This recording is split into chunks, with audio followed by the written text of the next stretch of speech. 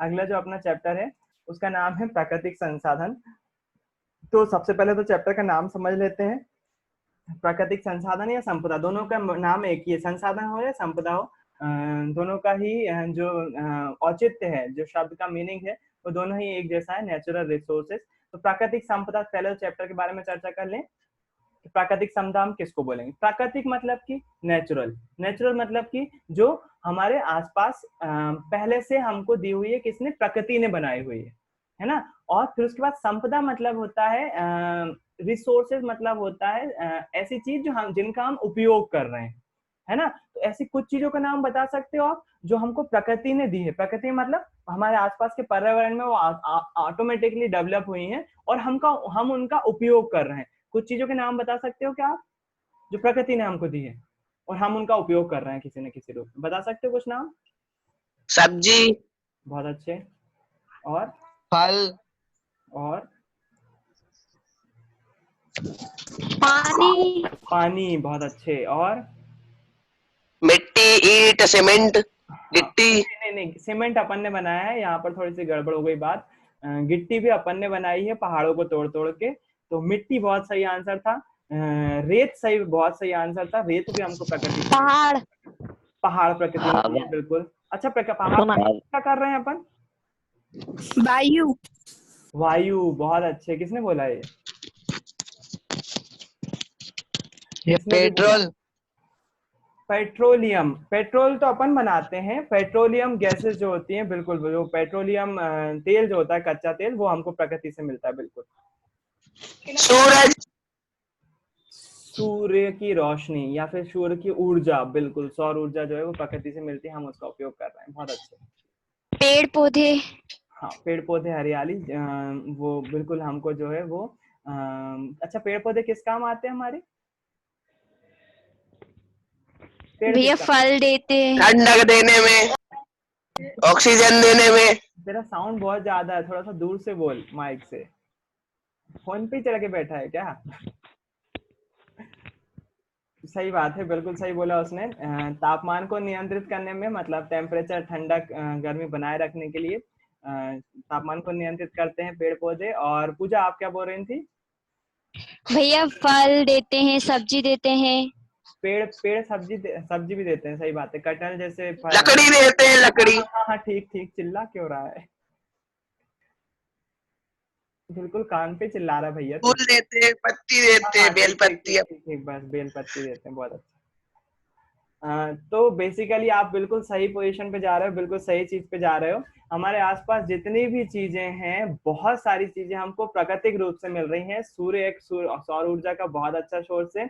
अगर सूर्य नहीं होगा तो ये पेड़ पत्ती पौधे वगैरह डेवलप ही नहीं होंगे, साथ साथ हमारा डेवलपमेंट भी रुक जाएगा। हम जो है वो सूर्य के कारण से विटामिन डी प्राप्त कर रहे होते हैं और एनर्जी भी मिल रही होती है हमारे बॉडी को। किससे?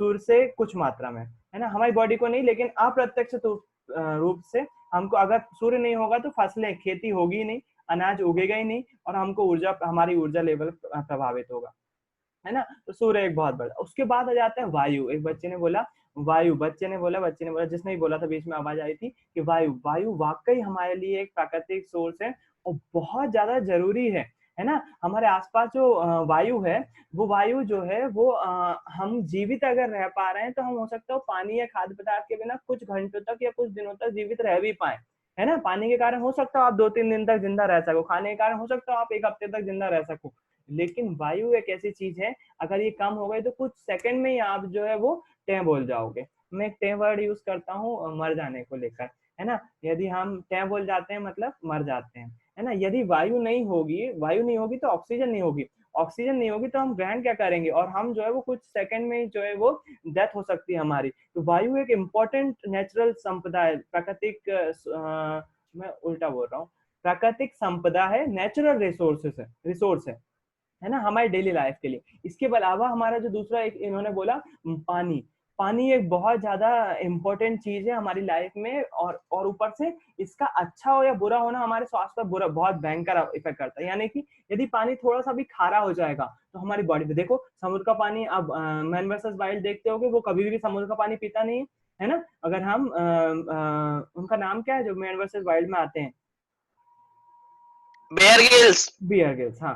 तो अगर बियर गिल्स की बात करें तो वो कभी भी जो है वो समुद्र का पानी नहीं पियेंगे। आपको उनको मालूम है कि समुद्र के पानी में मिनरल्स ज्यादा है, खनिज लवण बहुत ज्यादा है, वो खारा पानी है। अगर पियेंगे तो उनकी बॉडी को नुकसान होगा उससे, और कुछ मिनटों में उनकी मौत हो जाएगी।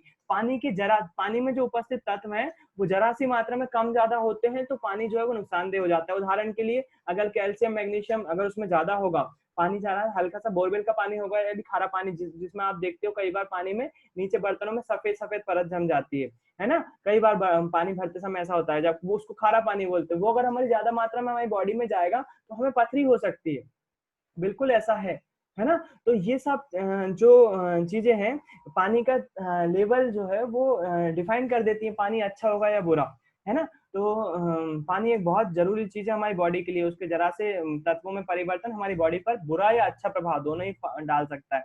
उसके बाद अगर अगर हम बात करें, पानी हो गई, हवा हो गई, उसके बाद यदि बात करें ऑक्सीजन भी, ऑक्सीजन नाइट्रोजन उसी में आ गई। नाइट्रोजन भी बहुत हद तक हमारी बॉडी हमारे आसपास के लिए जरूरी है, वो नियंत्रित रखती है। अगर ऑक्सीजन ज्यादा मात्रा में हो जाएगी तो हो जाएगी, मतलब ज्यादा दिक्कत चली जाएगी हमको। अगर ऑक्सीजन की बात करें हम तो जैसे जल चक्र के बारे में आपने पढ़ा होगा, पानी हमारे भूमि पर कैसे बना रहता है, लगातार उतनी मात्रा में बना हुआ है वो। कि बारिश होती है, वाष्पीकरण होता है, बादल बन जाते हैं, बादल से पानी गिरता है, तो यहाँ पर सब चीजें। इसके पहले मैं पानी के बारे में, ये सारी चीजें पानी के बारे में आप ये सारी चीजें इस चैप्टर में पढ़ोगे कि जल चक्र होता क्या है, कैसे बनता है, बादल कैसे बनते हैं। इंटरेस्टिंग फिनोमेना नहीं है कि बादल आपने अभी तक देखा होगा, सुना होगा, या फिर बादल देखे भी होंगे। काले बादल रहते हैं, सफेद बादल रहते हैं, कई बार लाल बादल भी दिखाई देते हैं, है ना। तो वो बादल बनते कैसे हैं? क्या बादल कोई ठोस पिंड होता है ऊपर जो हवा में तैरता रहता है, वो ठोस पिंड होते हैं, या फिर गैस होता है? कि अगर गैस होता है तो उसके अंदर पानी कैसे भरा हुआ रहता है? ये सारी चीजें बादल बनने के बारे में हम इस चैप्टर में पढ़ेंगे। अच्छा, एक क्वेश्चन अपने दिमाग में ये भी आता है कि यदि हम वायु की बात कर रहे हैं, वायु इंपॉर्टेंट चीज है, तो अब हम अगर मैं आपसे बोलूं कि हवा चलना स्टार्ट कहाँ से होती है, शुरुआत कहाँ से, हवा चलती कैसे? कोई आंसर देगा? हवा हवा जैसे आप घर के बाहर जाओगे, आप आपको हवा चलती हुई दिखाई दे रही, कौन चला रहा है वो? बहुत बड़ा पंखा लगा के रखा है किसी ने, कि हमारे घरों के पंखे जो है वो हवा डेवलप कर देते हैं, हवा बना देते हैं। शुरुआत कहाँ से होती है बताओ?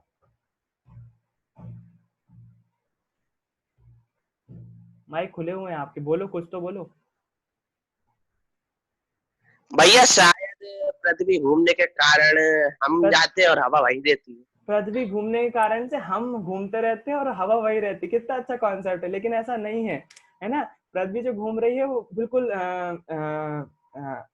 ऐसा जोक ले रहा हूँ मैं, इसको बुरा मत मानना। हालांकि मैं बच्चों से हमेशा बोलता हूँ कि आपके जो भी क्वेश्चन के आंसर रहते हैं, मैं कभी भी उस पर जो है वो आपको हंसूंगा नहीं, लेकिन ये आंसर बहुत अच्छा था, है ना। कई बार ऐसा होता है बच्चे जो है वो सहम जाते हैं, अगर टीचर हंस दे उनकी बातों पर या उनके डाउट पर या उनके क्वेश्चन पर। तो मैं ये आंसर पे तो हंस सकते हैं अपन, लेकिन कभी भी आप जब क्वेश्चन पूछेंगे कोई भी क्वेश्चन, तो मैं उसको बाकायदा सीरियसली लेता हूँ। कोई भी क्वेश्चन सिली क्वेश्चन नहीं होता, ये मुझे मेरे टीचर ने सिखाया है कि कभी भी कोई क्वेश्चन सिली क्वेश्चन नहीं होता, आप बिल्कुल क्वेश्चन पूछ सकते हो, है ना। तो ये थोड़ा सा आंसर इसका ऐसा नहीं है कि पृथ्वी, ऐसा तब होता जाए जब पृथ्वी बहुत ज्यादा तेजी से घूम रही होती है ना। जब तेजी से घूम रही होती तो हवा वहीं रहती है और पृथ्वी घूम रही होती, लेकिन तेजी से घूम रही होती तो हमको चक्कर आ जाते, है ना। लेकिन पृथ्वी इतनी तेजी से नहीं घूम रही है, वो रोटेशन बहुत ज्यादा स्लो है, तो कुछ हद तक इफेक्ट करता है, लेकिन हवा इसके कारण से नहीं चलती। हाँ शिवानी, कुछ बोलना चाह रही?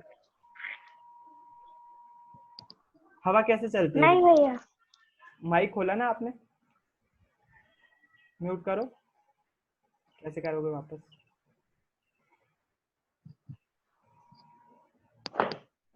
चलो, और कोई कुछ बोलना चाहेगा? हवा कैसे चलती है, बोलो कुछ भी।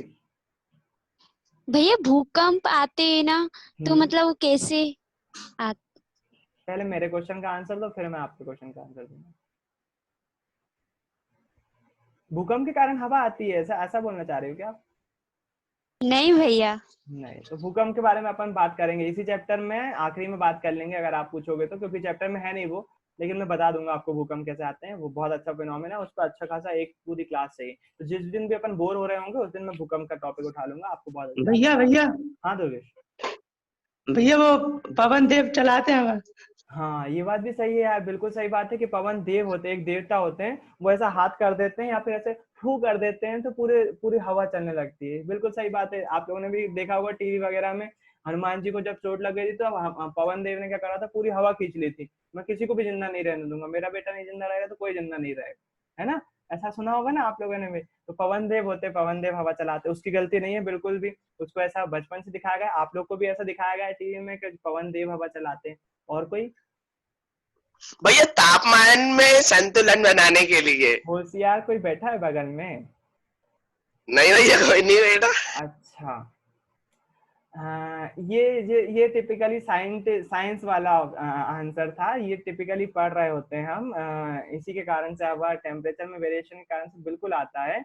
लेकिन इससे जुड़े हुए कुछ प्रैक्टिकल हैं, उन प्रैक्टिकल को साथ देखते हुए अपन इस चैप्टर के बारे में, इस चैप्टर में पढ़ेंगे कि हवा चलना स्टार्ट कैसे होती है, तापमान में परिवर्तन कैसे आता है, उससे जुड़ा हुआ एक प्रैक्टिकल भी करेंगे कि तापमान में परिवर्तन कैसे हवा चलाने के लिए महत्वपूर्ण होता है, या हवा चलने के लिए काम करता है। उसमें फिर सहायक के तौर पर यहाँ हवा चलने का जो मेन रीजन है वो तापमान में परिवर्तन के कारण होता है। कैसे होता है इस चैप्टर में अपन देखने वाले हैं कि तापमान में परिवर्तन के कारण से कैसे हवा चलना चालू हो जाती है ना। तो बेटा दुर्गेश, आप बिल्कुल सही थे, आपके हिसाब के, आपके नॉलेज के हिसाब से, क्योंकि आपको ऐसा बताया गया है, उसमें आपकी कोई गलती नहीं है।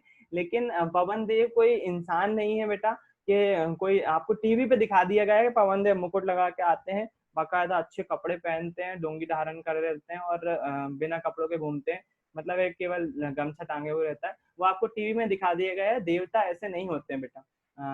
कभी इस पे भी चर्चा करेंगे, कभी टाइम मिलेगा तो। लेकिन देवता ऐसे नहीं होते हैं जो वेदों में देवता बताया गया है। पवन चलती है, पवन का साइन, पवन मतलब हवा चलती है, हवा का एक साइंटिफिक रीजन है, उस पवन को देवता माना गया है ताकि वो हमें एनर्जी दे सके पवन के रूप में। तो उसका कोई इंसान नहीं है पवन देव के, या फिर कोई भी आपका हिंदू माइथोलॉजी में जो देवता होता है वो कोई इंसान नहीं है जो कि इंसान का शरीर रूप धारण किया हुआ है।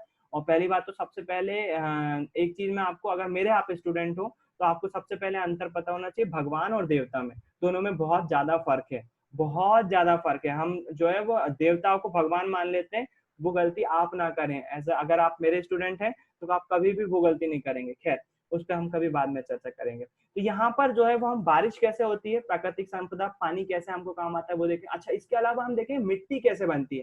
शायद आप छोटी क्लास में पढ़ चुके होंगे सोशल साइंस में कि मिट्टी का निर्माण कैसे होता है। यहाँ पर हम एक बार फिर से देखेंगे मिट्टी कैसे बनती है, मिट्टी का निर्माण कैसे होता है। आपको मेरे ख्याल से छोटी क्लास में आपने सुना होगा या पढ़ा होगा कि पहाड़ टूटते हैं, चट्टान नीचे घिसकर आती है, उनके बीच में घर्षण होता है, घिसाव होता है, जिसके कारण से रेत बनती है। फिर उसके बाद रेत से धीरे धीरे जो है वो मिट्टी डेवलप हो जाती है, वो नदी के द्वारा रेत बहा के लाई जाती है। तो वो रेत जो है वो अलग अलग जगह की भूमि से अलग अलग तत्व प्राप्त करती है और अलग अलग प्रकार की मिट्टी का निर्माण करती है। तो एक बार फिर से इसी फिनोमिना को हम 9th क्लास में फिर से देखेंगे, इसके कुछ फैक्टर जानेंगे कि कौन कौन से फैक्टर हैं, कौन कौन सी ऐसी चीजें हैं जो मिट्टी बनने के निर्माण को जो है वो प्रभावित कर रही होती हैं।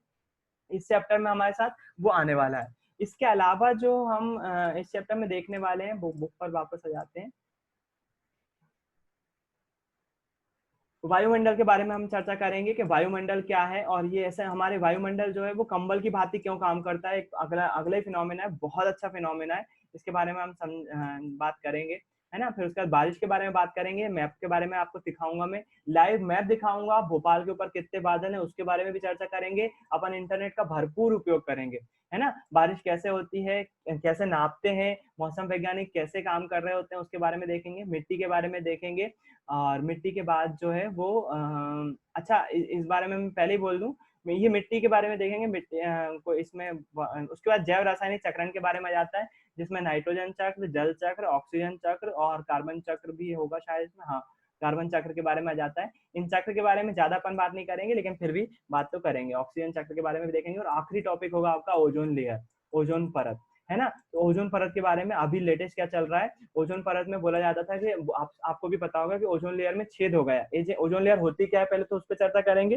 कई बच्चों के दिमाग में क्वेश्चन रहता है कि ओजोन लेयर जो क्या कोई परत है क्या, कोई जैसे बबल होता है अपने पृथ्वी के आजू बाजू बबल बना हुआ है क्या, बबल होता है ना बुलबुला पानी का, वैसा बबल बना हुआ है। तो नहीं, ऐसा नहीं है, वो गैस है। वो अपने पृथ्वी से 20 किलोमीटर से 40 किलोमीटर की ऊंचाई पर एक गैस पाई जाती है, उसको ओजोन लेयर बोलते हैं। तो आपने सुना होगा कि ओजोन लेयर में गड्ढा हो रहा है, तो वो गड्ढा क्यों हो रहा था, किस कारण से हो रहा था, उसके बारे में चर्चा करेंगे। और अभी लेटेस्ट खबर ये आ रही है कि वो गड्ढा वापस भर रहा है ना। तो वो भर कैसे रहा है, कि कौन से रीजन है जो उसको भरने में सहायक कर रहे हैं, और क्या वो हमारे लिए बहुत अच्छा होगा अगर भर जाएगा, तो जाहिर सी बात है बहुत अच्छा होगा। है ना।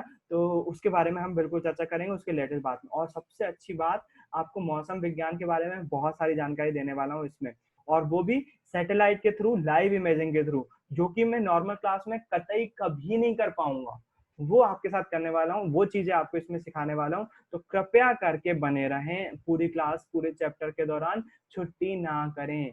बीच बीच में मैथ्स की क्लास लगती है तो उस पर ज्यादा ध्यान, उस पर भी ध्यान देना है आपको, लेकिन उसके कारण से साइंस की रुत नहीं टूटना चाहिए, साइंस की जो रूटीन जो बन गई है आपकी, वो नहीं टूटना चाहिए, है ना। तो बस एक ही रिक्वेस्ट करूंगा, इस चैप्टर के दौरान बने रहे, बहुत सारे जनरल नॉलेज के आंसर देंगे आपको, बहुत सारी जनरल नॉलेज की बातें पता चलेंगी, क्योंकि पूरा चैप्टर जनरल नॉलेज से भरा हुआ है ना। तो मैं जितना भी मेरे पास नॉलेज है मैं पूरा के पूरा आपको देने की कोशिश करूंगा। बहुत सारी चीजें आपको सीखने को मिलेंगी इस चैप्टर से, बस आपको बने रहना है ना।